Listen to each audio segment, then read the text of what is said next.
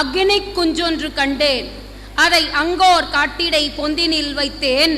வெந்து தணிந்தது காடு தழல் வீரத்தில் மூப்பென்றும் குஞ்சென்றும் உண்டோ. இப்படி பாடினான் நம்முடைய முண்டாசி கவிஞன் பாரதி.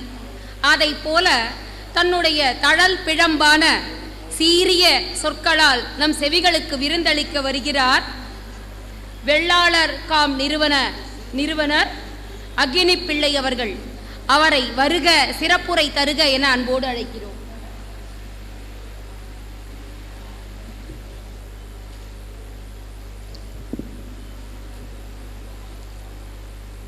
அன்பார்ந்த வீரக்கொடி வெள்ளாளர் இனத்தின் நம் இனத்தின் சொந்தங்களே, வீரக்குடி வெள்ளாளர் VKV ட்ரஸ்ட் என்ற அமைப்பை நிறுவி அதை நடத்தி வருகின்ற எனது அன்பு தம்பி மோகன் பாபு இந்த கூட்டத்திற்கு தலைமையேற்றுக் கொண்டிருக்கிறார். அவருடன் இணைந்து பல நண்பர்கள், VKV ட்ரஸ்ட் உடன் இணைந்து பல நண்பர்கள் தொடர்ந்து கிட்டத்தட்ட 2011 முதல் நமது சமூகத்திற்காக சரியான வகையில் சென்று கொண்டிருப்பதை பார்த்து கொண்டிருக்கிறேன். எனக்கு மதிப்பிற்கும் மரியாதைக்கும் உரிய வணக்கத்திற்குரிய மேனாள் நீதியரசர் ஐயா வள்ளிநாயகம் அவர்களே,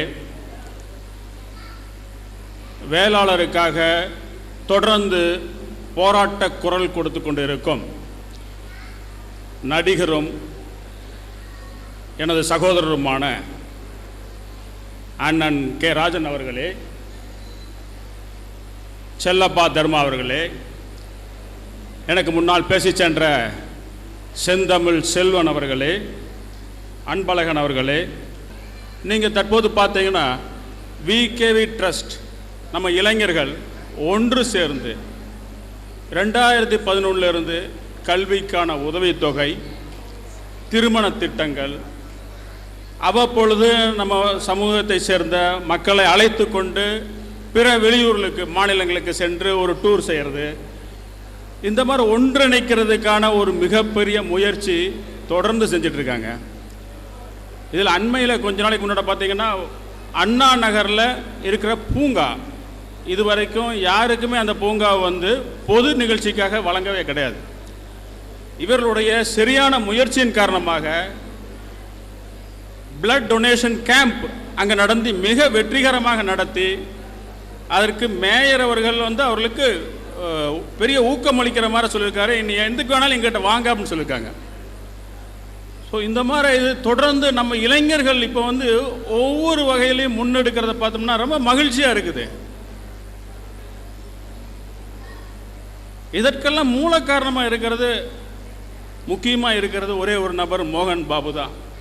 அவர் பல வேலைகள் செய்திருந்தாலும், அவர் குடும்பம், இன்னும் உறவுகள் இதெல்லாம் இருந்தாலும் இதை தாண்டி நம்ம சமூகத்திற்காக உழைக்க வேண்டும் என்று தொடர்ந்து ஏதோ ஒரு நிகழ்ச்சிகளை தொடர்ந்து நடத்தி கொண்டிருக்காரு.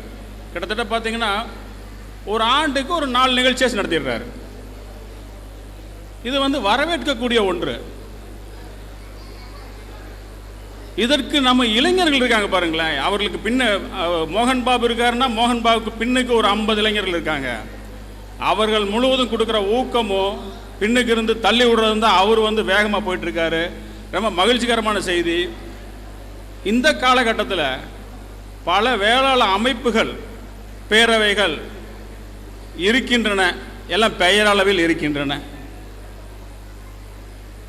எல்லாம் பார்த்தீங்கன்னா சுயநல போக்கோடும் ஒரு பொதுநலம் இல்லாமல் இருக்கிறத பார்த்தோம்னா கொஞ்சம் வேதனை அளிக்குது. ஏன்னா கடந்த பல ஆண்டுகளாக, பல நூற்றாண்டுகளாக வேளாள இனம் தான் முன்னுக்கு நின்றுருக்குது எல்லா பகுதியிலையும். செந்தமிழ் செல்வன் ஐயா பேசும்போது சொன்னாங்க, ஒரு குறிப்பு சொன்னாங்க, மூவேந்தர்களும் வெள்ளாளர்கள் தான், அந்த இனத்திலிருந்து வந்தவங்க, ஆண்ட பரம்பரைன்னு சொல்லிட்டு இருந்தோம்னு சொல்கிறாங்க. அதெல்லாம் பழைய கதை இருந்தோம். ஆனால் இன்னைக்கு இருக்கிறோமா? கடந்த பல நூற்றாண்டுகளாக இது கடந்த நூறாண்டுகளாக பார்த்தோம்னா மிக மிக பின்தங்கி சென்று கொண்டு இருக்கிறோம். வேளாளர்கள் ஒற்றுமை என்பது இல்லை. தனித்தனியாக ஒவ்வொரு அமைப்பை வைத்துக்கொண்டு பிரித்து கொண்டு இவ்வளோ 153 பிரிவு இருக்குது அப்படின்னு சொல்லிட்டு நம்ம ஒற்றுமையாக இருக்கிறோமா? கிட்டத்தட்ட பார்த்தீங்கன்னா இவர் சொன்னார், செல்லப்பா தர்மா பேசும்போது சென்னையில் மட்டும் 20 லட்சம் வேளாளர்கள் இருப்பாங்க அப்படிங்கிறாரு. எங்களுடைய கணக்குப்படி தமிழகம் முழுக்க மட்டும் கிட்டத்தட்ட 2.5 கோடி பேர், 6 கோடி பேர் மொத்தம், 6.5 கோடி பேர் வைங்க, 2.5 கோடி பேர், கிட்டத்தட்ட 35% மக்கள் வந்து நம்ம இன மக்கள். அதற்கு உரிய பதவிகள், அரசு பதவிகளும் சரி அரசாட்சியிலும் சரி இருக்கிறமான்னு கேட்டோம்னா அதெல்லாம் இல்லை. என்ன ஆச்சு?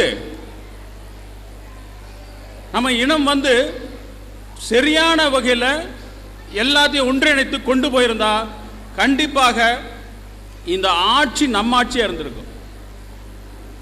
வேற யாரோ ஆட்சியால் வச்சுட்டு இருக்க வேண்டியதில்லை. திராவிட கட்சியை சேர்ந்த ஆட்சியை, வேறு மொழியை சேர்ந்தவர்கள் இங்கே வந்து ஆட்சி செய்ய வேண்டிய அவசியம் இல்லை. நம்ம ஆள், நம்ம தமிழ் ஆள், நம்ம வெள்ளாலும் அங்கே உட்காந்துருப்பான். இது இல்லாமல் இன்னைக்கு வந்து மிகப்பெரிய பின்னடைவில் இருக்கிறோம். வர 2016 ஆச்சு, அதற்கான முன்னெடுப்புகள் சரியாக பண்ணி ஆகணும். அதாவது கடந்த ஒரு 40-50 வருஷம் பார்த்தீங்கன்னா நம்ம இனத்தோட பின்னடைவு மிகப்பெரிய வீழ்ச்சிக்கு கொண்டு போயிட்டு இருக்குது. இதை எப்படி சரி கட்டுறதுன்னு தெரியல. உதாரணத்துக்கு 2-3 உதாரணங்களை சொல்ற வேண்டியது இருக்கு.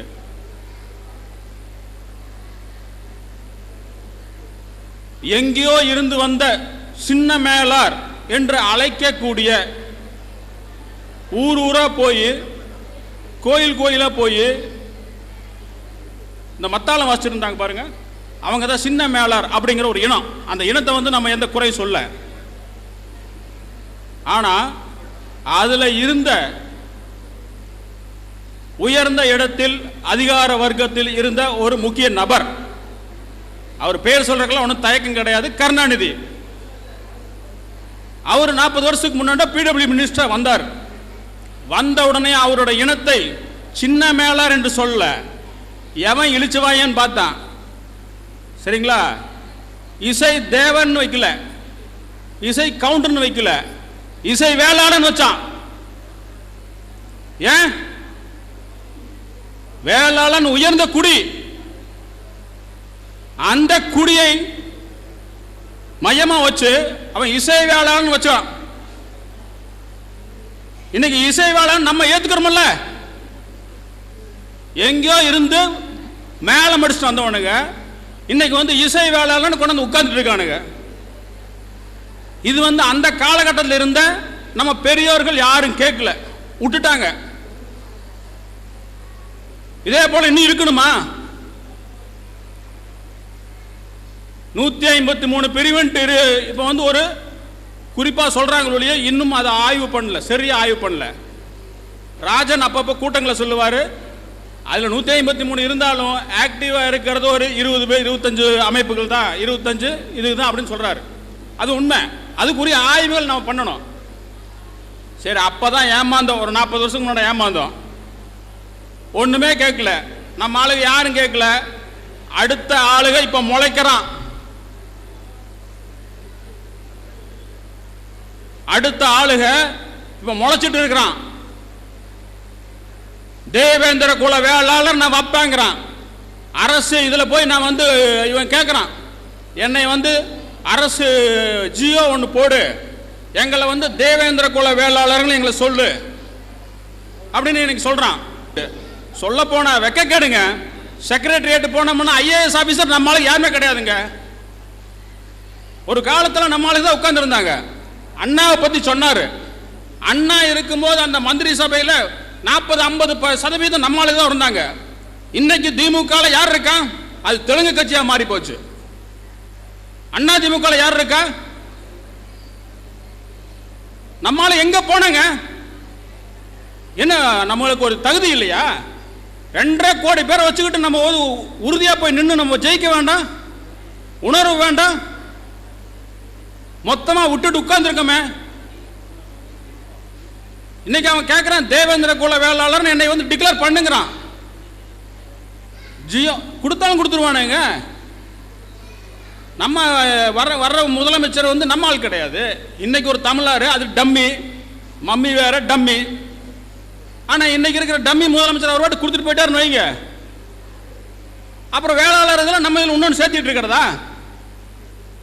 வேளாளர்னு சொல்லிட்டுங்க, அவனுக்கு உரிய தகுதி இருந்தால் சொல்லட்டும், அவருக்கு உரிய ஆவணங்களை கொடுக்கட்டும், நம்ம ஏற்றுக்கலாம். வேளாளர் ரெண்டு வகை, உழுது வாழ்பவர், உழுதுண்டு வாழ்பவர். உழுதுண்டு வாழ்பவர்னு யாருன்னு கேட்டோம்னா,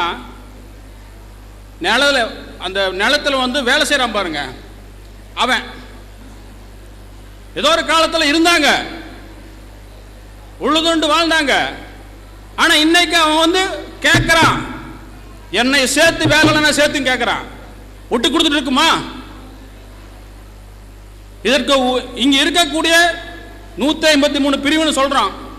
அதை தவிர பல பேரவைகள் இருக்குது. இவங்கெல்லாம் என்ன பண்ணிட்டு இருக்காங்க?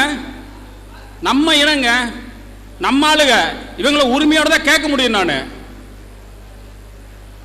வெட்டிக்கு சும்மா வந்து வ.உ.சி. ஐயாவோட பிறந்த நாளுக்கு போய் மாலை போடுறது, அதுக்கு 10 போட்டோ எடுக்கிறது, ஒரு ஆர்ப்பாட்டம் பண்றது, இதெல்லாம் ஆகாது. அடிப்படையா நம்ம உரிமைகளை முதல்ல காப்பாற்றினாதான் நம்மளோட இனம் வந்து காப்பாற்றப்படும். நம்மளுக்கு இருக்கக்கூடிய முக்கியமான சில இதுகளை எடுத்தாகணும். இன்னும் ஏமாந்து கொண்டிருந்தோம். ஆனால் இப்போ விகேவி ட்ரஸ்ட்னு சொல்லக்கூடிய அந்த இதில் இருக்கக்கூடிய அமைப்புகள் இருக்குங்களா வந்துட்டாங்கன்னு, பசங்களாம் வந்துட்டாங்க. இன்னைக்கு நிறைய இளைஞர்கள் முழிச்சுக்கிட்டான். இன்னும் இந்த பழைய ஆளுங்க மாதிரி நினைக்கிறது இல்லை, முழிச்சிட்டு இருக்கிறான். இந்த ஏமாத்து வேலை பண்ணிட்டு இருக்கவங்கள விட்டுட்டு போயிடணும். இன்னும் உண்மையாக உல, நம்ம இனத்துக்காக உல, கண்டிப்பாக எல்லாரும் ஒன்று சேருவோம், ஒற்றுமை அடைவோம். டெஃபினட்டாக நம்ம வந்து நிலைநிறுத்தி காட்ட முடியும். தமிழகம் நம்ம கையில் வரும். நன்றி, வணக்கம்.